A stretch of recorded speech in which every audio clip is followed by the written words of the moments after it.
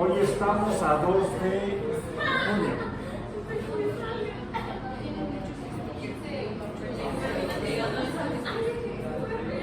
De 2023 en física biológica.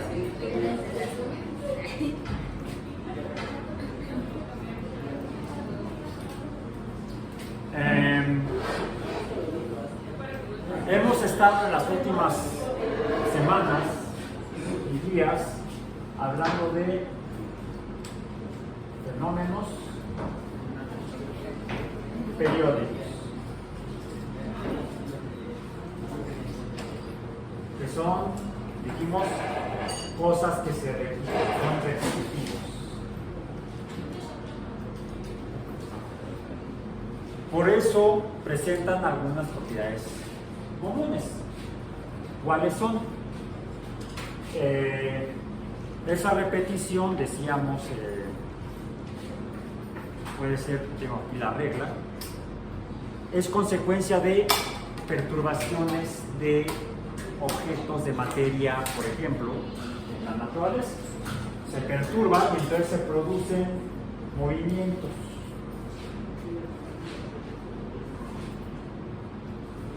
Cambio de posición en el espacio, pero que se repiten. Y lo primero que notamos es el número de veces que se repiten, y entonces necesitamos relacionarlo con alguna cantidad básica. ¿Con cuál? Con el tiempo, para poder saber cuántas veces se repite ese fenómeno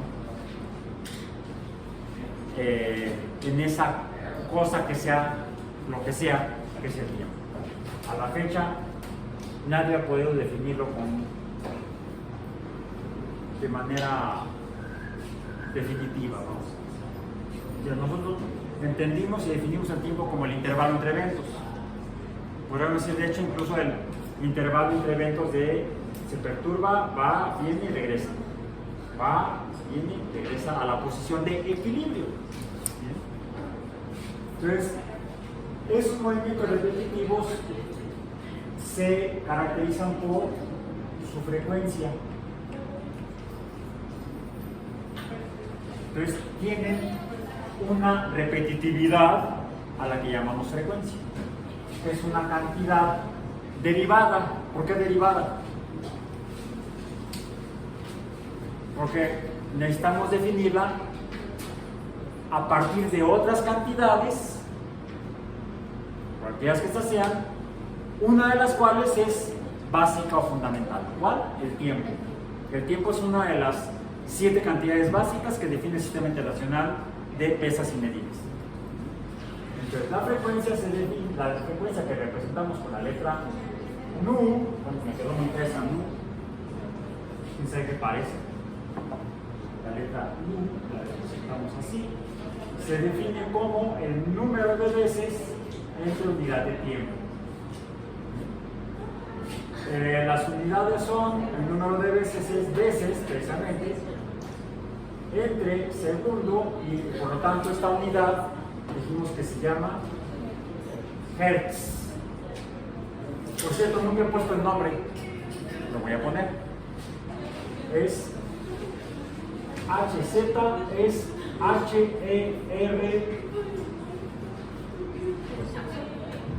HERTZ, Hertz, por Wilhelm Hertz, alemán. Por esto dije Wilhelm, no William, ni Guillermo, ni Memo. No sé cómo les digan en alemán a los Wilhelm. En inglés le dicen Billy, Bill o Billy. No era inglés, entonces no era William, no era Memo, no era Billy. Wilhelm Hertz. Ok, entonces la frecuencia es lo que nos dice inicialmente si un fenómeno es repetitivo o periódico. Vimos que hay podemos ver diferentes tipos de fenómenos periódicos. Diferentes tipos de fenómenos periódicos en función de cómo se mueve lo que se esté repitiendo. Puede ser movimiento lineal, o le llamamos longitudinal. Pueden ser longitudinales, pueden ser cíclicos o circulares, cíclicos, circulares. También a este número de veces que se repite también le llaman ciclos, el número de veces que se repite. ¿Cuántos ciclos? Como si todos los movimientos repetitivos fueran circulatorios, no. Aunque no sea circulatorio, ocasionalmente nos podemos topar con que alguien dice, es un fenómeno cíclico. Da vueltas. No, simplemente se repite de lo que estén hablando. Es cíclico, quiere decir que se repite, aunque no sea un movimiento circular. Entonces se puede usar el término cíclico, el adjetivo cíclico para cualquier fenómeno periódico. Bien. Entonces pueden ser lineales o longitudinales, decimos, podemos llamarle longitudinales mejor.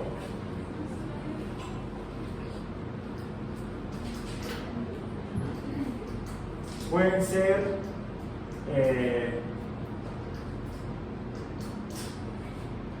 circulares, movimientos circulares.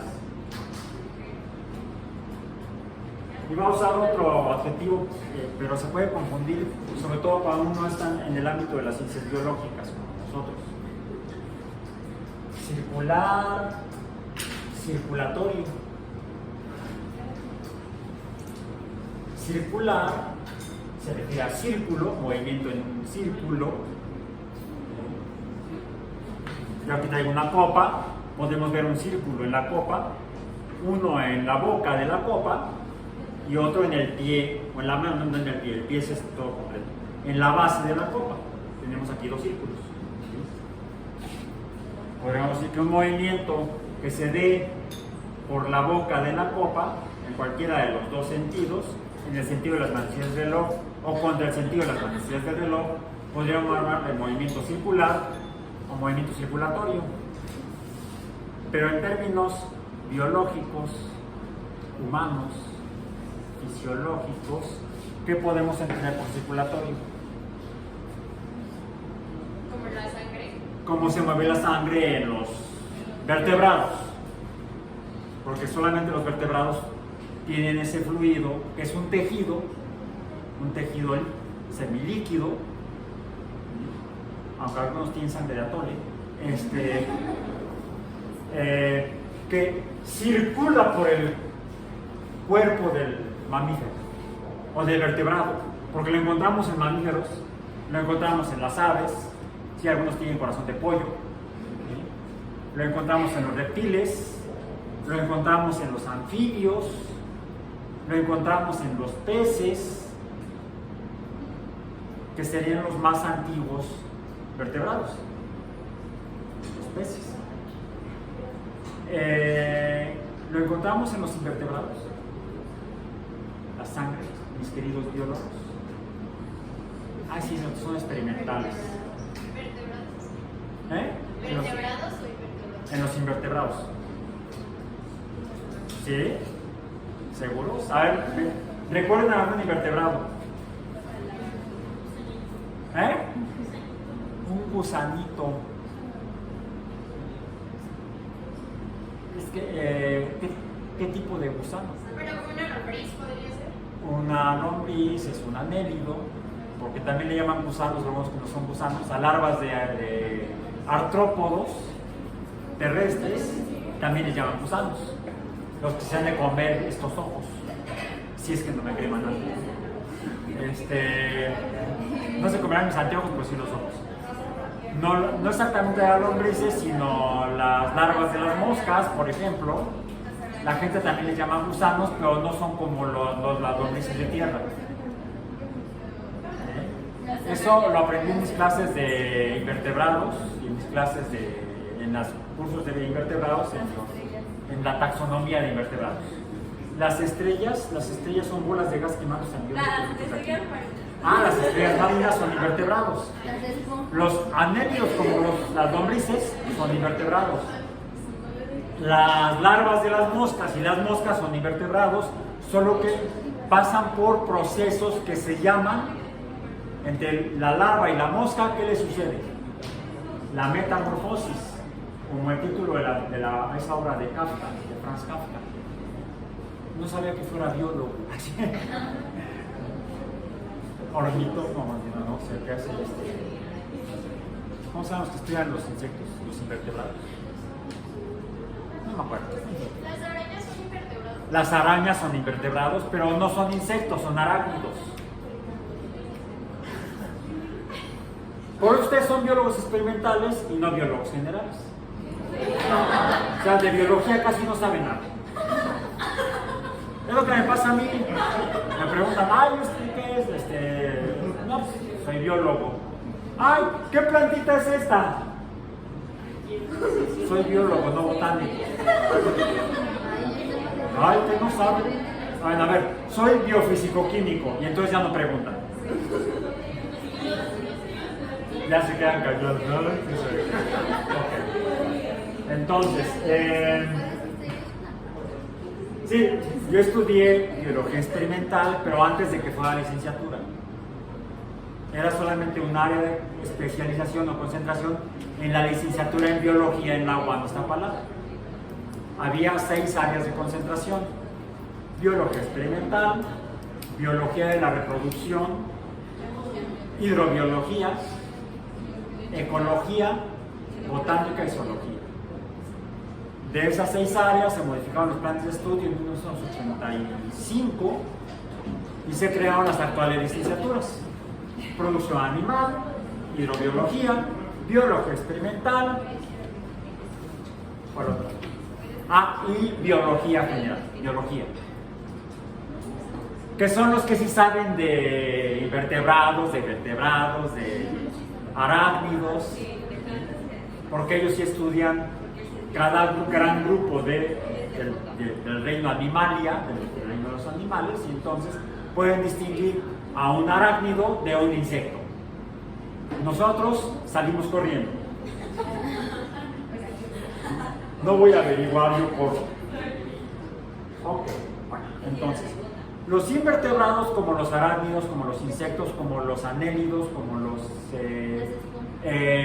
quinodermos, que serían las estrellas de mar, como las esponjas, los espongiarios, que son de los más antiguos invertebrados, esos no tienen sangre.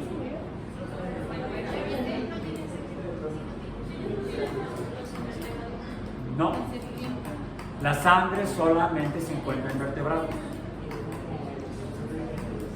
¿Y cómo funciona entonces todo su sistema?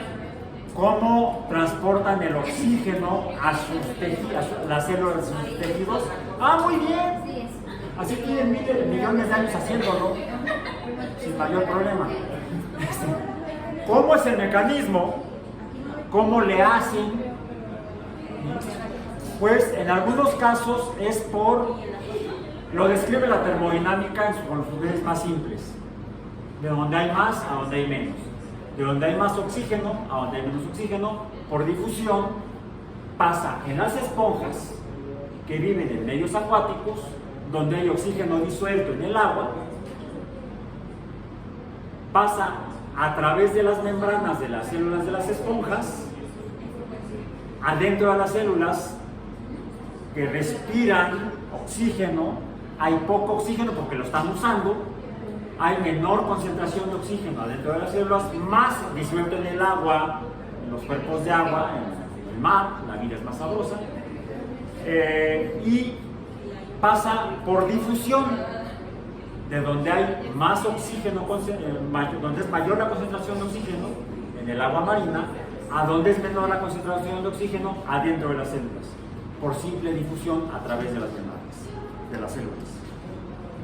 Pero cuando los organismos se hacen más complejos y más grandes, los tejidos se hacen más complejos, las esponjas son colonias de organismos, colonias de células.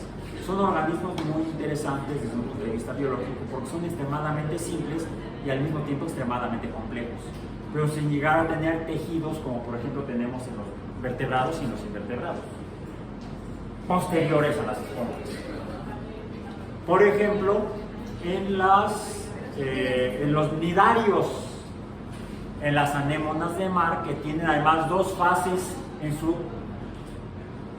otra vez, movimientos circulares, en sus ciclos biológicos, los cuales no son cíclicos ni circulares. Y entonces, ¿cómo son? En biología hablamos de ciclos biológicos, del ciclo de la vida, the circle of life, decía el Rey León, ¿no? Bueno, the circle of life, o el círculo de la vida, no es cíclico, no es circular. No empieza aquí, da la vuelta y regresa. O sea, no nace, muere y vuelve a nacer. Aunque eso digan los científicos, quémenlo en leña verde, a la hoguera. No, aunque eso digan algunas creencias religiosas, ¿sí? El renacimiento de los organismos, ¿no? ¿Cómo van a renacer? Depende de cómo se porten en la vida, dicen, ¿no? ¿En cuál religión dicen eso? En el budismo.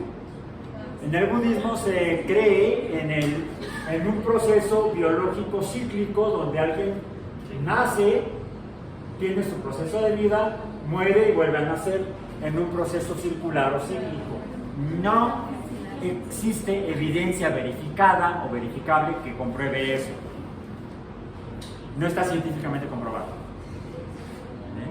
Es que me quiero portar allí para renacer en Sultán. Sí, un perro de policía.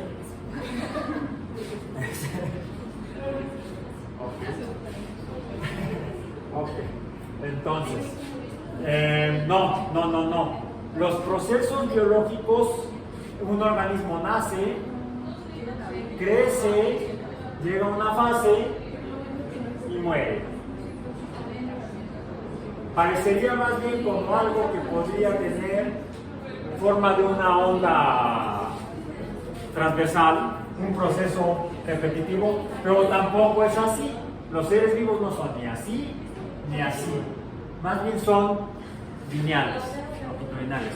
Nacen, viven y se los van a comer los gusanos a menos que los tengan. Por cierto, gusanos no anélidos, larvas de invertebrados, insectos principalmente.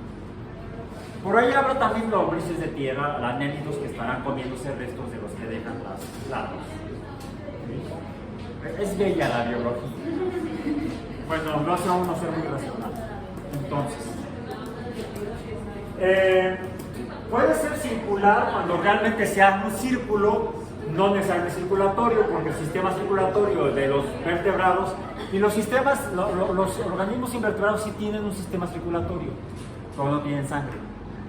Y no todos los invertebrados, solamente algunos, como los insectos y los arácnidos. Las esponjas no tienen un sistema circulatorio porque no lo necesitan, toman el oxígeno del medio por difusión. Empiezan a formarse sistemas circulatorios en los invertebrados conforme se hacen más complejos y más grandes. Porque entonces el oxígeno ya no puede difundir fácilmente hasta las células más profundas en los organismos. Se requieren mecanismos que ayuden a llevar el oxígeno a las células más profundas.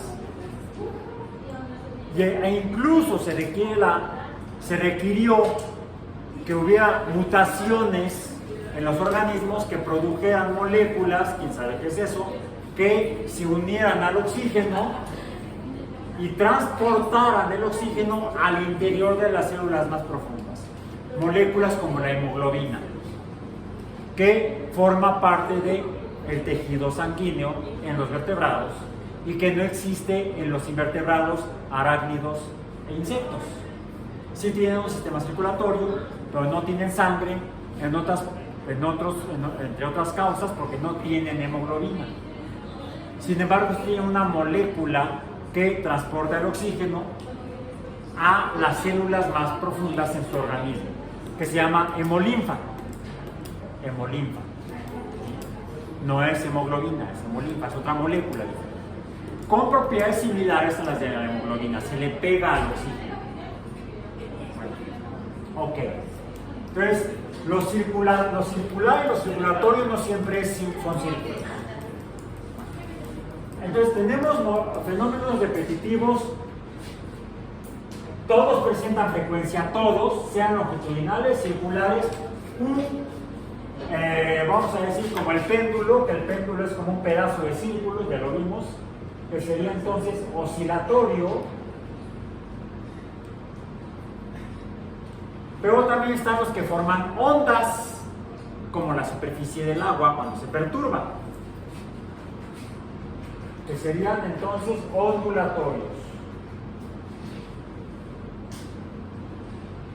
Todos estos los podemos representar mediante la función seno de x. Bien, todos.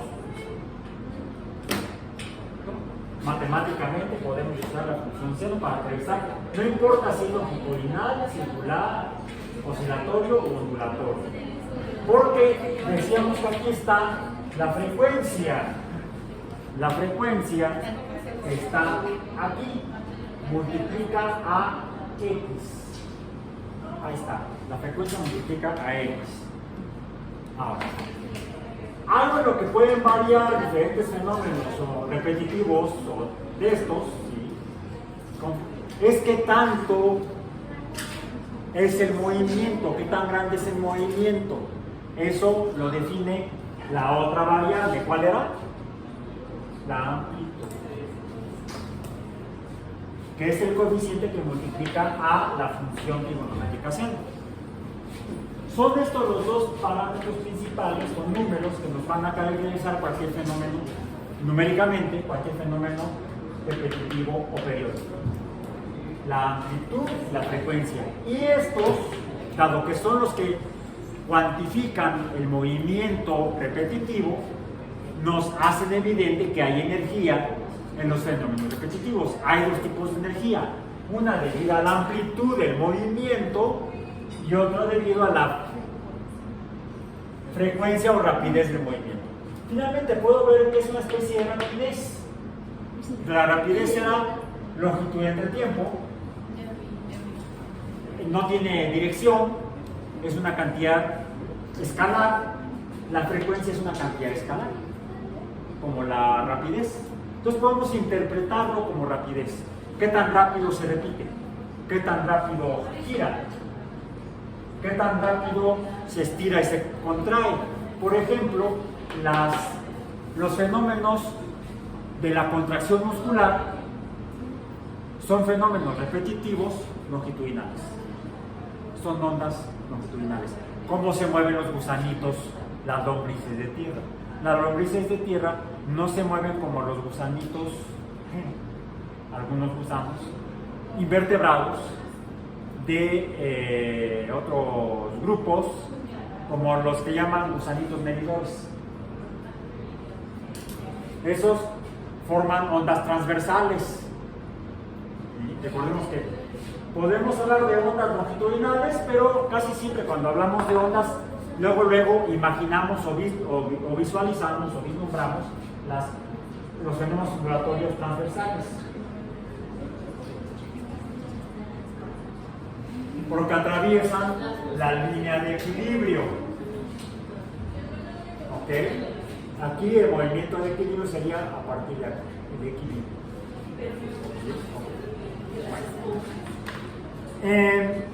Todos estos tienen algo en común, son consecuencia de perturbaciones, es decir, fuerzas. Recuerden que lo que provoca cambios en la naturaleza son las fuerzas.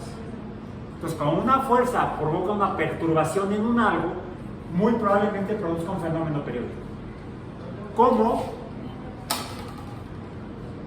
el movimiento de la regla, o incluso la regla misma, el material de la regla va a empujar aire y voy a escuchar, no escuché animales, no sé nada. ¿Qué tal si lo que hago es esto? Mejor lo voy a hacer así.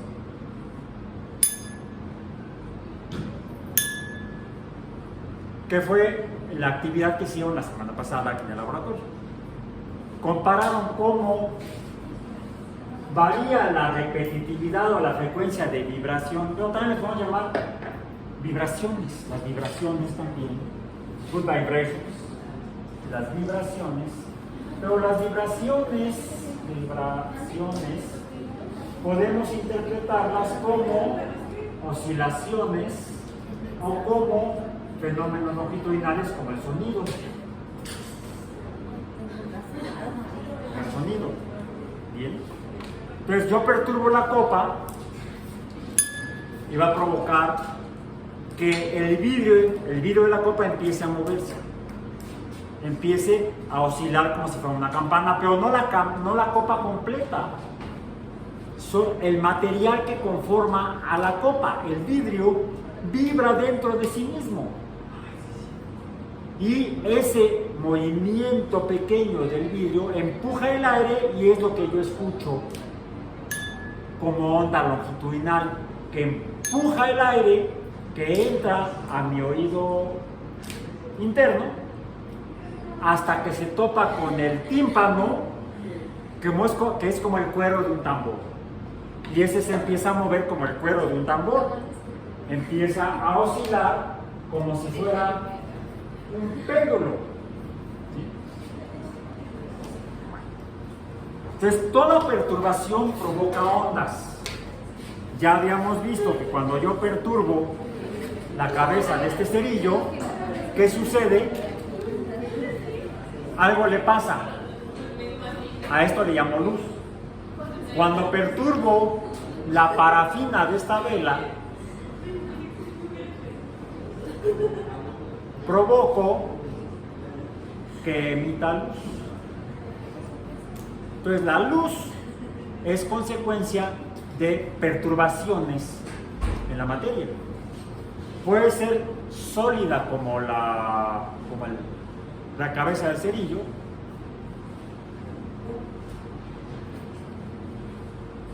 o incluso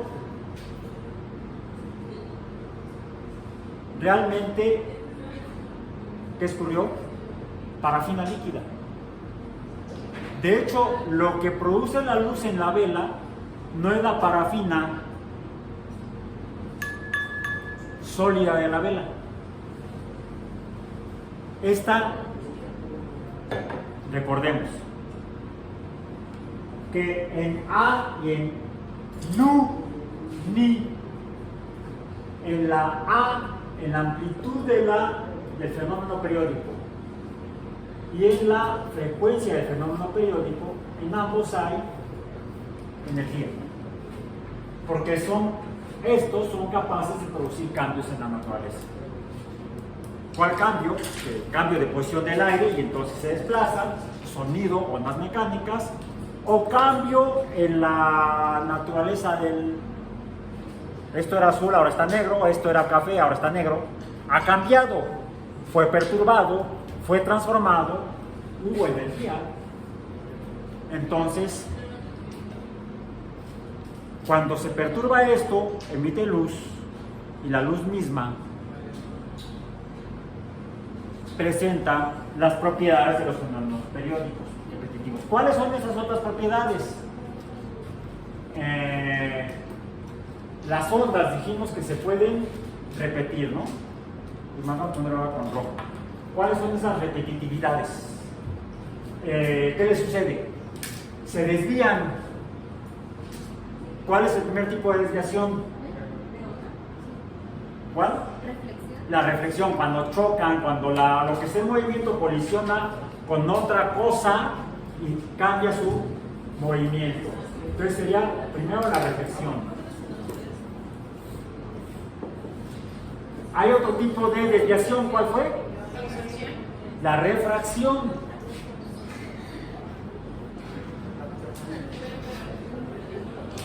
La refracción que sucede cuando pasa de un medio de una densidad a un medio de densidad diferente.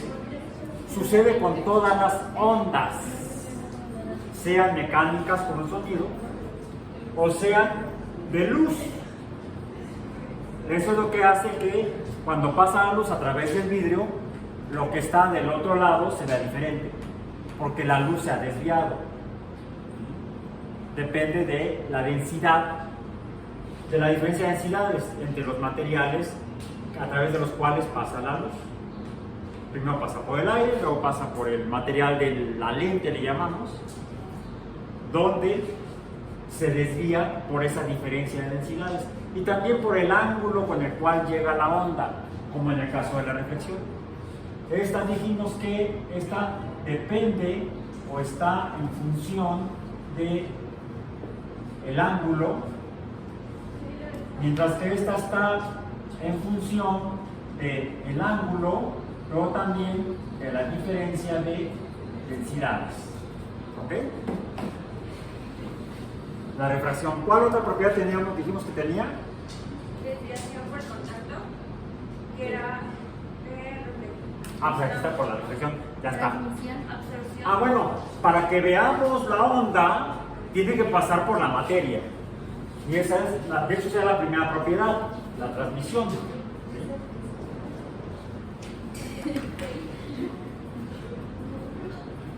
Pero luego no pasa toda la onda, pasa parte o quizá no pase ninguna, porque se queda en el medio a través del cual debería haber pasado la absorción. Y esas características nos permiten incluso cuantificar esto, que ya dijimos que la absorción A, la transmisión se puede representar por la letra T, la refracción y la reflexión como tal no tienen como tal un símbolo, pero la transmisión sí se representa con la letra T, otra T mayúscula como la temperatura. ¿Y cuál otra dijimos? Por ahí. No, la T, el tiempo es T minúscula. Usamos la T mayúscula para otra cosa también. Periodo. Para el periodo, que esto es inversamente proporcional a la frecuencia. Ya no lo voy a escribir aquí, me voy a quedar con la T de transmisión. La absorción, mencionamos la ley de Lambert-Divide, o la ecuación de Lambert-Divide, que nos dice que cuánta luz va a ser absorbida o cuánta. Bueno, esta es específica de la luz. ¿Qué específica de la luz? La ecuación de Lambert-Divide. Es que depende de una propiedad de la materia, de la concentración de la materia, no la cantidad, la concentración, que es equivalente a la densidad. Y la longitud del espacio que atraviesa, aquí usamos como longitud de L minúscula, que atraviesa la onda de luz. ¿Qué otra propiedad tenían? Se desvían no cambian de alguna manera, medio loca, por polarización.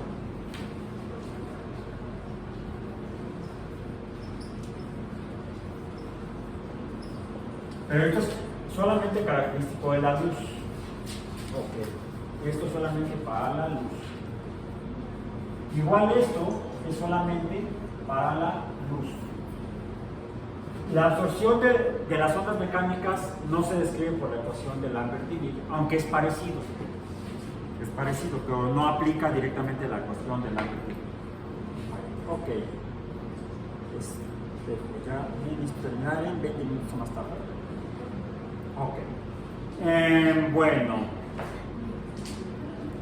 Hay un efecto que viene siendo como una consecuencia de la reflexión que sucede en medios principalmente, puede suceder en cualquier medio físico, sólido, líquido o gaseoso, en el cual los componentes de la materia líquida, sólida o gaseosa, cuando pasa la luz a través de ellos, podemos ver a la luz pasando a través de la materia.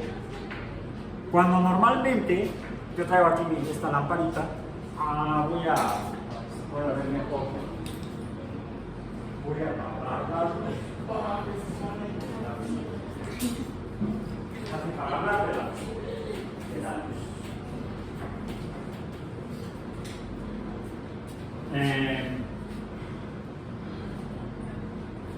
Ven aquí la luz que se transmite a través del aire hacia el pizarrón.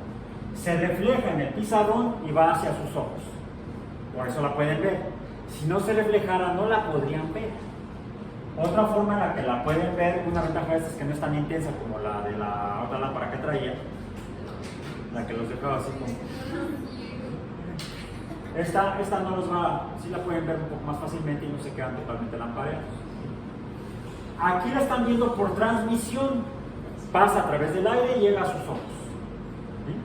Por eso la pueden ver. Aquí la están viendo por reflexión, pasa a través del aire, se refleja y también luego se transmite lo que se alcanzó a reflejar. Por cierto, no la ven completa, la ven igual que aquí. No, porque parte de la luz que salió de la fuente se quedó absorbida en el pizarrón. Dijimos que hay otra cantidad que podemos, otra propiedad que podemos también mencionar, que es la blanquitud o albedo. ¿A quién? El albedo es una forma de cuantificar la luz que refleja la materia. Pues pongamos el albedo arriba y no abajo. El albedo es una medición de la reflexión. Entonces el albedo está aquí. Y se refiere, decíamos, específicamente a la luz blanca. Pero hay una consecuencia de la refracción. La refracción hace que veamos que en la luz blanca hay ahí escondidos, mezclados, luces diferentes. Luces, decimos, de colores diferentes como esta. Roja, verde, amarilla. Dijimos 6. Rojo, anaranjado, amarillo, verde, azul y violeta. Son esos 6. Esas las podemos ver porque se refractan. Porque se desvía la luz blanca al pasar de un medio, de una ciudad a otra, y entonces aquí salen diferentes colores de luz. Y es a lo que llamamos, entonces lo voy a escribir ahora con otro, vamos a poner acá, con el verde. De aquí sale lo que llamamos el espectro, el espíritu de la luz, que va, dijimos, de el rojo, luego el anaranjado,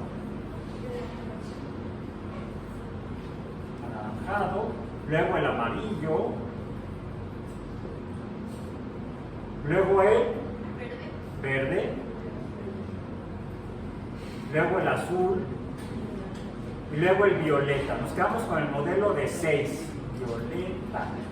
Porque además esto me da una representación que se ve muy bonita porque es simétrica y complementaria.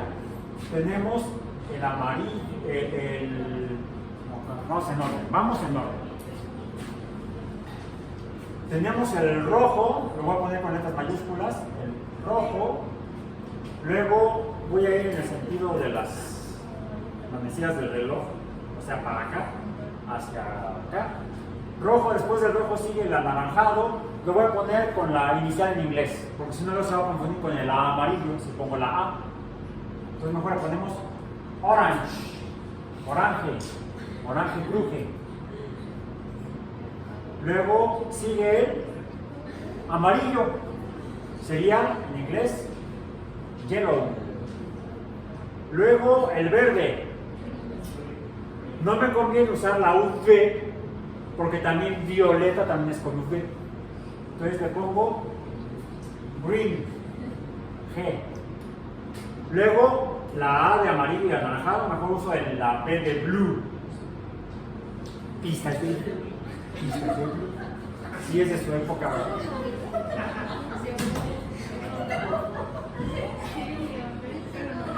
Okay. Y luego, ¿cuál nos falta? ¿Cuál falta? El violeta, violet.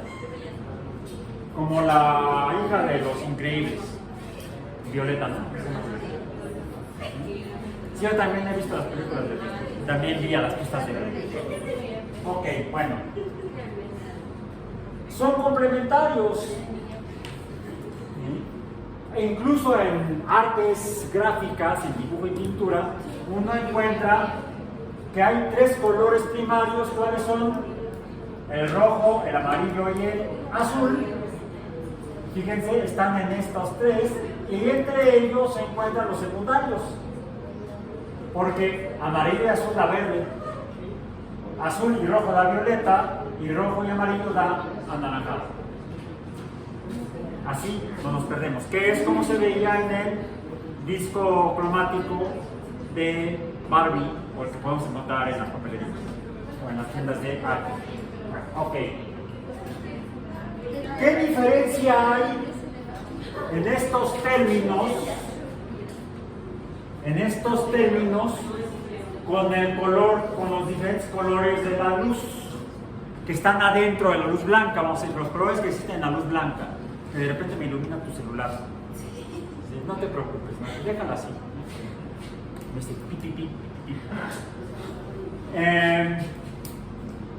¿Qué diferencia hay entre el rojo, el anaranjado, el amarillo, el verde, el azul y el violeta? ¿Se han fijado que cuando vemos cómo sale de un prisma o del arco iris, siempre tienen el mismo orden? No encontramos de repente el rojo en medio y el violeta junto al anaranjado, no. Siempre tienen la misma posición. ¿Por qué? ¿Por qué? ¿Mande? Más fuerte que no digo. No, fíjate. Viene la luz del prisma y unos se desvían para abajo y otros para arriba, o se desvían en ángulos diferentes. Se desvían en ángulos diferentes. Por ejemplo, si parece el ángulo, este ángulo X resulta que depende de la frecuencia. ¿Y la frecuencia qué es? Entonces, la diferencia entre todos esos colores de la luz es la cantidad de energía que tiene. La energía es menor en el rojo, vamos a poner aquí una E chiquita, mientras que es mayor en el violeta. Por esto es que ustedes cuando van a comprar un apuntador láser, el que consiguen más fácilmente es el rojo. No, el rojo, ahí está. ¿Okay? Los venden en cualquier lado, hasta en el metro, por el láser chino por 20 pesos. 20 pesos se consigue un láser rojo de bueno. O incluso hasta los dan de regalo, de cortesía, como cuando me regalaron esta pluma. Que además tiene aquí un láser, ahorita no tiene pilas, fue lo que se salió hace rato que alguien dijo, sí, se le salieron las pilas a este. Y además tiene una memoria USB. Entonces es multifuncional. ¡Ay, es pluma! Por ahí sale. 3 en 1. Ya se le acabó la tinta, por supuesto. Son tan baratos que los regalan. O sea, alguien los compra para darlos de souvenir, de recuerdito. En los congresos, por ejemplo. ¿Sí? ¿Por qué son baratos?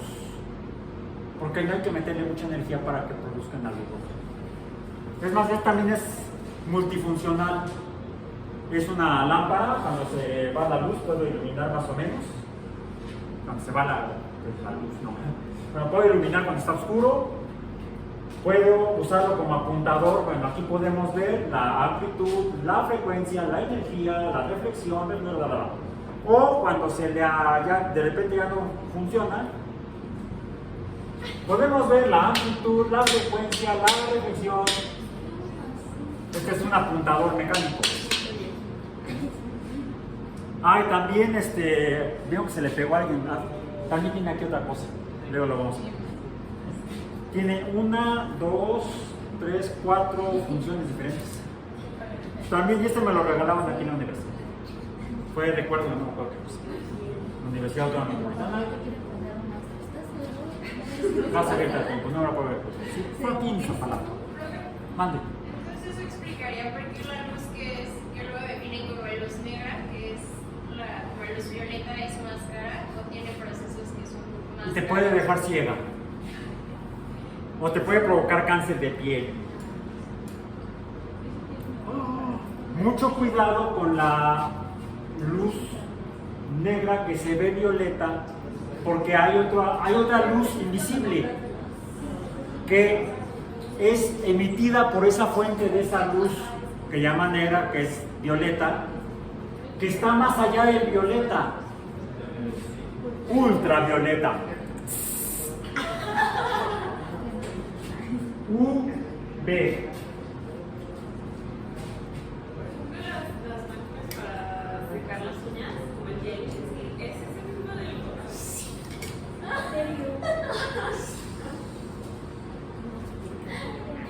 Ahora entiendo por qué tengo garras de tigre.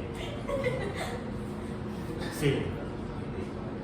La luz ultravioleta tiene más energía que la luz violeta, que todas las demás de la luz blanca, de la luz visible. A esta la llamamos luz visible porque es la única que podemos ver con los ojos. Sin embargo, también existe luz invisible para nuestros ojos, más allá del violeta, y existe otra luz invisible para nuestros ojos con menos energía que el rojo. Está por debajo del rojo. Se llama infrarrojo, por debajo del rojo.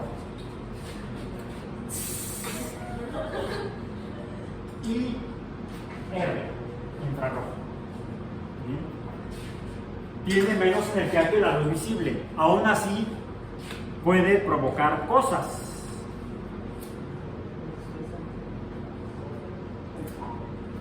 A ver, veamos. Ahí está la vela del rico pastel.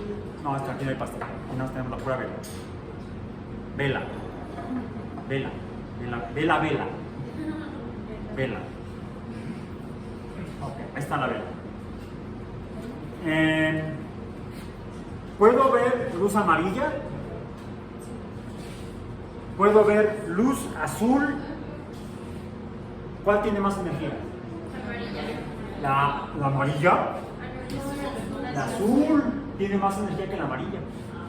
¿Se acuerdan que la segunda evaluación parcial que usaban en el show de Bunsen? Sí. ¿Recuerdan dónde les dije que tenía que estar el objeto que iban a calentar, la nave espacial, el modelo? En la luz azul, porque tiene más energía que la luz amarilla. Por eso. Recordamos que cuando vimos termodinámica, que una forma de medir la cantidad de energía es mediante el calor, y una forma de medir el calor es mediante la temperatura. No esta T mayúscula, la otra T mayúscula, ¿sí? La de temperatura. Bueno, por eso es que hay mayor energía, la temperatura es mayor en la flama azul que en la flama amarilla. Pero hay otra flama que no veo, otra luz que no veo, infrarroja.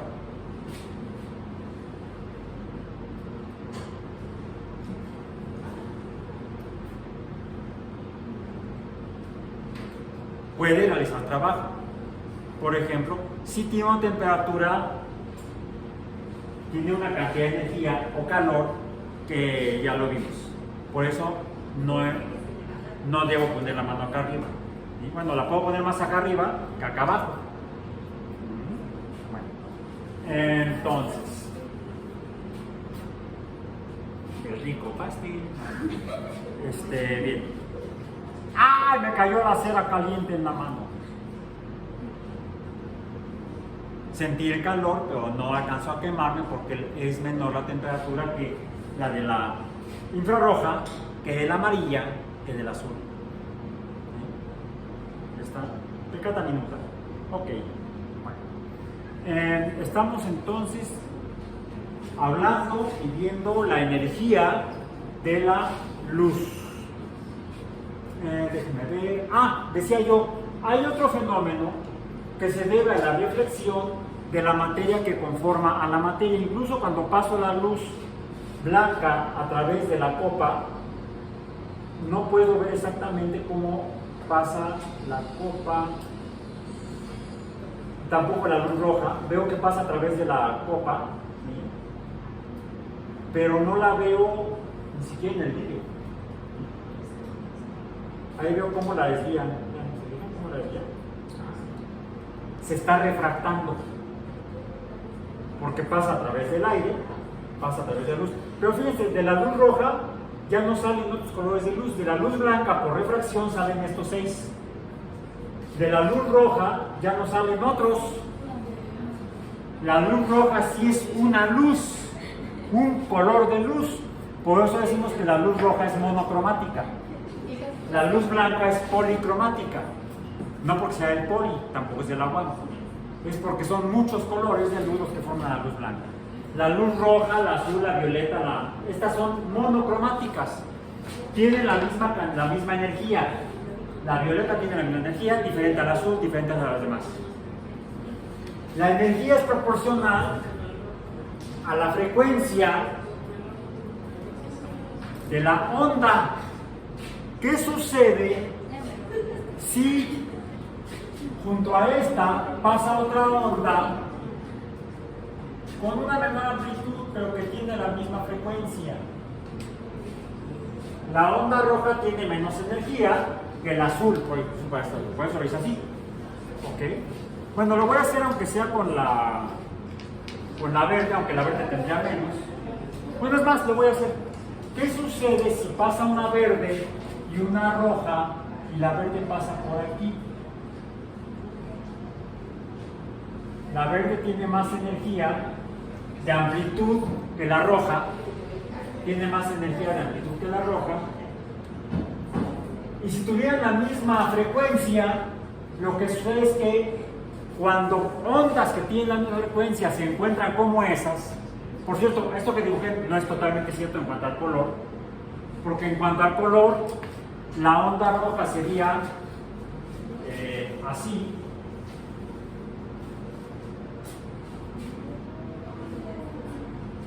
La onda verde es la que sigue acá, la onda verde sería así. ¿Ok? Y la onda azul, ¿cómo sería? ¿Cuál es la diferencia entre esas tres? Bueno, es que dibujé con más amplitud la azul, pero ¿cuál es la diferencia notable de las tres? La frecuencia. Se repite más la azul que la verde que la roja. En la realidad es así. Hay más energía en la violeta y en la azul que en las otras porque su frecuencia es mayor. Esta energía se debe a la mi frecuencia. La que tiene menos energía de estas es la roja por la que tiene menor frecuencia. Ahora, cuando tenemos ondas de la misma frecuencia, como estas, digamos, la que pinté de rojo y la que pinté punteada en verde, son más pequeñas que el azul. Si hubiera una onda como la roja y se encuentra con una onda como la verde que tiene la misma frecuencia o periodo, lo que va a suceder es que estas amplitudes pequeñas, por tener la misma frecuencia, se suman y producen entonces una onda más grande, de mayor amplitud. Este fenómeno se llama resonancia y se produce en todos los fenómenos de ondas mecánicas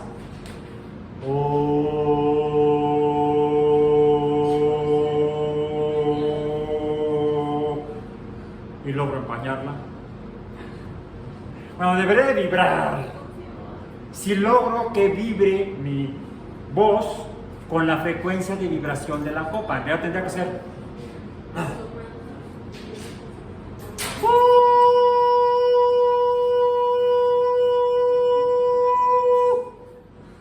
se volvió a empañar.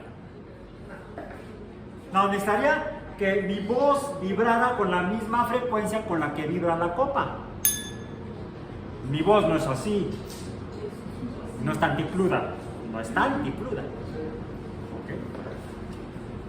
Se produce resonancia, que es lo que sucede adentro de la caja de la guitarra o del guitarrón. o de la mandolina. La caja ayuda a que vibre, a que se repita la vibración de las cuerdas y entonces podemos escucharla. Si le quitamos la caja a la guitarra, a las cuerdas de la guitarra, a la caja, a las cuerdas de la mandolina o del guitarrón, no vamos a escuchar prácticamente nada. Porque adentro de la caja las ondas están vibrando con la misma frecuencia, se suman y entonces se amplifica. El volumen es proporcional a la amplitud de la onda. ¿Bien? Bueno. Y ya para terminar esta parte, y por eso apagué la luz, para pensar en ti, necesito un voluntario o voluntaria.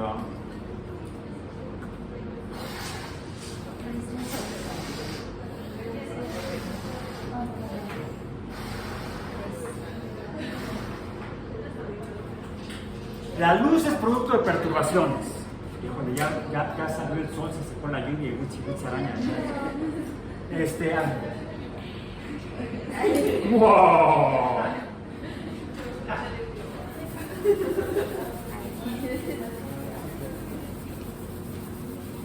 No te preocupes, demasiado. Estoy perturbando la superficie del globo de látex. Okay. Quieta, manos atrás. No. Quédate así, es más, aumenta la nariz hacia adelante. ¿Sí? Por favor.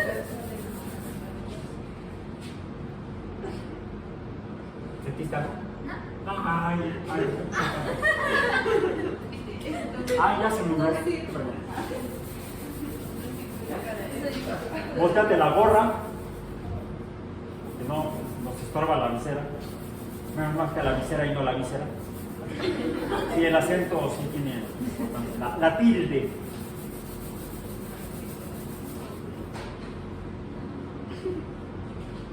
¿Sentiste algo? Pero sí me falta algo que se Sí. Como algo que te... Y hasta hoy es que truena. ¿Sí?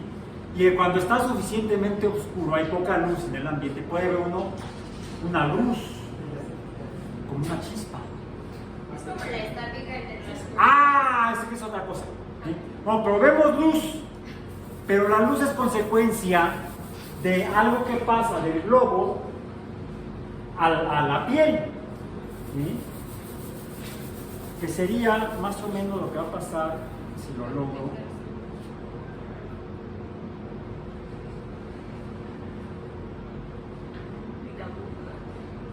Yo no estoy moviendo el globo.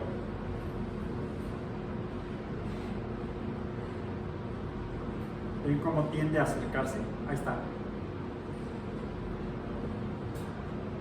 La copa atrae al globo que he frotado. ¿Sí? Es más, la copa es de vidrio y una característica de estos ladrillos es que tienen vidrio en la superficie, se dice que están vitrificados. Por eso, si todo sale bien, y luego no sale, no sale. Bueno, aquí se puede ver otra cosa.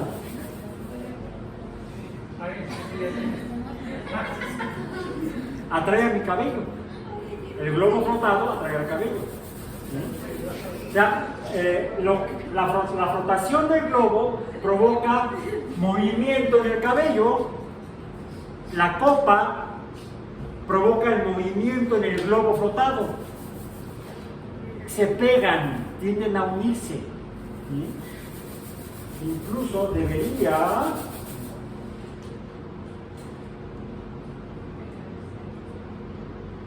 Ahí está. Ay, bueno. No. ¡Ah! En nombre de la humanidad. No, bueno. Lo han visto en las fiestas, que la gente llega y pega globos. ¿Por qué? Y es la actividad que van a hacer en los minutos que nos quedan de aquí a la 1, es rápido. Van a llenar su bureta.